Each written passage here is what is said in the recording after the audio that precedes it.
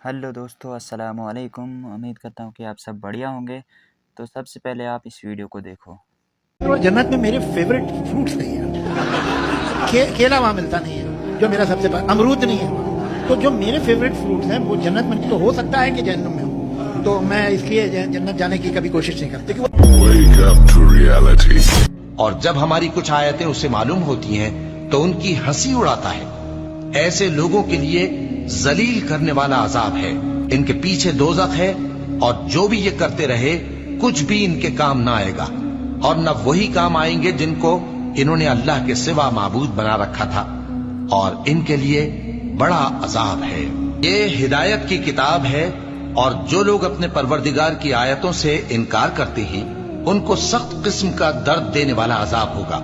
जो गुनाहगार यानी कुफ्फार हैं वो दुनिया में मोमिनों से हंसी किया करते थे, और जब उनके पास से गुजरते तो हिकारत से इशारे करते, और जब अपने घर को लौटते तो इतराते हुए लौटते, और जब उनको यानी मोमिनों को देखते तो कहते कि ये तो गुमराह हैं। हालांकि वो यानी काफिर उन पर निगरां बनाकर नहीं भेजे गए थे।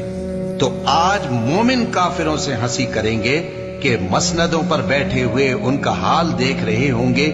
आज काफिरों को उनके कामों का पूरा पूरा बदला मिल गया ना।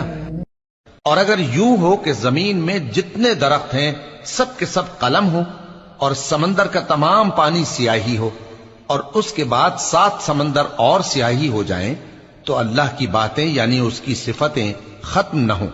बेशक अल्लाह गालिब है, हिकमत वाला है। अल्लाह को तुम्हारा पैदा करना और जिला उठाना एक शख्स के पैदा करने और जिला उठाने की तरह है। बेशक अल्लाह सुनने वाला है, देखने वाला है।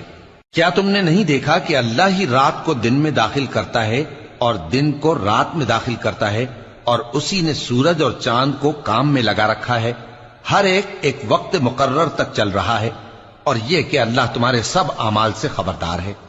ये इसलिए कि अल्लाह की जात ही बरहक है, और जिसको ये लोग अल्लाह के सिवा पुकारते हैं वो सब बातिल है, और ये कि अल्लाह ही आली रुतबा है, गरामी कद्र है।